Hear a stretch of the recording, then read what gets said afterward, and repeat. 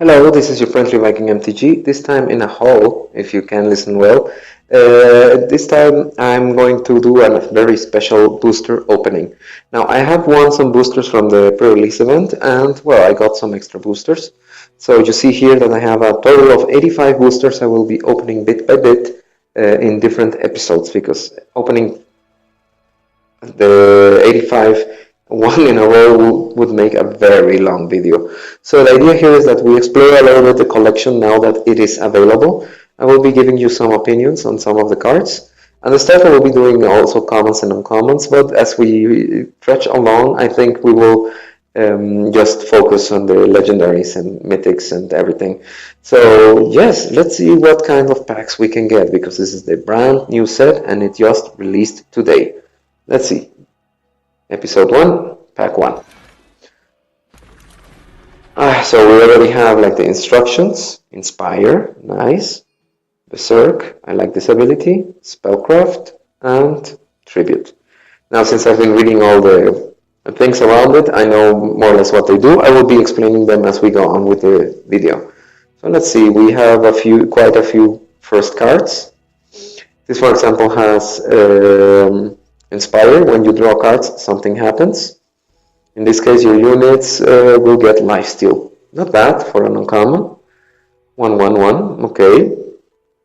Could be for something aggressive. Now, and let me remind you that my opinion is by no ways an expert opinion. I'm looking at this more from a casual point of view. So let's see, what do I have here? Another Nightfall unit. Nice. Hey. I like this one, it looks kind of ugly. So really there's nothing much to talk about. Hurling Blade is not bad. You have to sacrifice a unit, something that will help very much tribute the ability. So it will be cheaper if you manage to get someone dead. Yeah, let's roll with this. Anyway, this will be like working with this ability specifically, because tribute works with any creature that goes to the void in any kind of situation. Now, if you manage to kill it, it's an extra bonus for your weapon. Let's see the rare. This is the most exciting one. So we already started with a mythic. That's nice. I love it. This is the Copperhold Bracers. It's a nice addition for weapon-based decks, since you can get your Justice Sigils much quicker. And it has the Spellcraft ability. Spellcraft will cast a specific kind of spell in the moment. You can see that on the information screen. So yes, that's a very good mythic to start with. I can't wait to brew around this, although this +0 does not give me much confidence on my own units. Now, since I play some Minotaurs, maybe most of the Minotaurs tend to have a higher life. So maybe it's not that bad, especially if you play Tavrot. Let's see how it goes once I start crafting. Pack number 2. Beautiful. So something with Warp, nothing great. And another kill spell, a little bit expensive I would say. This one is very funny. When they attack it gets +1 and it has Berserk. So yes, once it gets Berserk it will attack constantly. After Berserk you get to attack a second time with the same unit again. So Berserk is an ability that gives you 2 attack phases but makes your units reckless. Now with the 1/4 it's not such a bad idea, and it will quickly get to be a 3/4, but obviously it has to survive the first round of attacks. I wonder if people with Grenadine decks may include that, because that looks like a pretty good inclusion, especially for an aggro deck. And then we have the Recon Tower. Once per turn you may pay 3 to draw a sigil. So this is a fixing thing. And you get to play a Guard Tower, so once per turn you may pay 5 to deal 1 damage. Nothing really big, but at least it gets you some fixing at the beginning. Not bad for a rare, but I don't know if you want to spend a card to get the fixing done. We already have a lot of fixers in the game. Pack 3. Beautiful. Oh, my first premium card. Cost 4 less if you have played a spell this turn. This is something that could go well with any aggro deck that uses a lot of torches and other kinds of removal spells. This looks like a solid common, by the way, for some aggro decks. And a 4/3 for 2, if you play a spell before, means that it can get activated by turn 3 easily with a torch in hand.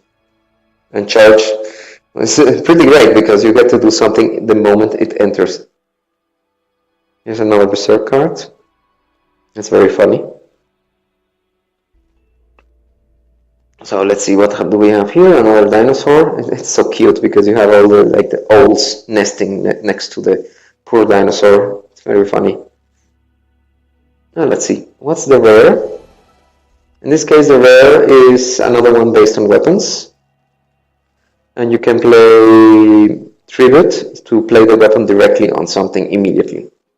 Not a bad idea, definitely. Now the Incommons has something nice. Oh, this is a beautiful picture. This is something that will help you with whiffs. This set is looking like it wants to create like a tribal wisp radiant theme. And this card doesn't look that bad at the end, but it's 6. So it's a little bit more difficult, especially with the 4th set. The requirement for cost tends to depreciate a lot. Not a lot, but somewhat. So now we will have to be thinking if we really want to play a 6 power card or not. And if we want to play it, what kind of effect will it offer since the beginning? Let's see what happens with the metagame. That's why rotation is important. So let's see. I will open 2 more packs and then I will stop this first video. So you will see that this will be a multi-series video, a very big one. Another Valkyrie. Nah, it's not very impressive. I wouldn't play that in my Valkyrie deck at all. Now we have another weapon with Detain. It's a short-hand effect. And then we have another Valkyrie. I maybe would play. No, this is Flying Endurance, so this is a very good start for a 3/2. When you play a spell, most probably something like the Honor spell, then +3/+3, it gets +2/+2 and lifesteal this turn. Not so bad. I mean, you could easily play it to blow out your opponent. Nobody will expect this. Yes, you attack, he tries to block, and then suddenly +3/+3. So you would be doing a total of 8 damage in a nice situation. Hour of Glory, I think, is the card name that I'm talking about. And you would gain 8 life, and you would kill whatever he has, and so on and so on. So it's not that bad, and it can stay back to block. The problem of these kind of flyers is that they usually don't have much health to survive anyways. This is a card I might consider playing in a Valkyrie deck. And last pack for today. I hope the next time I can get a better sound quality. I'm just doing this from work in my break. So let's see what we have here. Oh, this gets bigger the bigger creatures you play. You could build something around it. Another new Sentinel. I like this one very much. 4/6, Berserk Overwhelm. It most probably will survive the second attack. So you might have a 4/6 that is constantly attacking with Overwhelm from a certain point on. I mean, you cannot stop it to attack. I like the axes that she's wielding. But let's see the rare here. So there we have Citywide Ban. This is something I'm not very impressed with. Summon. Choose one of the 4 highest cost cards in the enemy deck. The cursed player can't play cards with that name. So this will block one kind of card from the deck. I'm kind of curious to see how this one works out, how they will play it. I would have also to see if they manage to build a good deck around it. So this is a little bit difficult to see. This could be a denial source at the end, but How practical this is, I don't know. And secondly, highest cost cards. What do they mean by that? What is the range of these highest cost cards? Is it from 5 to 7 or whatever they have? What's the range? Or it will take the top 4 most costly ones and then you choose one? Kind of difficult to know right now. I would have to play with it. Well, anyway, this is the first pack opening. I opened just a few packs. I hope that tomorrow I can do a little bit longer episode. Anyway, this is Ranking MTG. Please enjoy the new set and, well, have a nice one.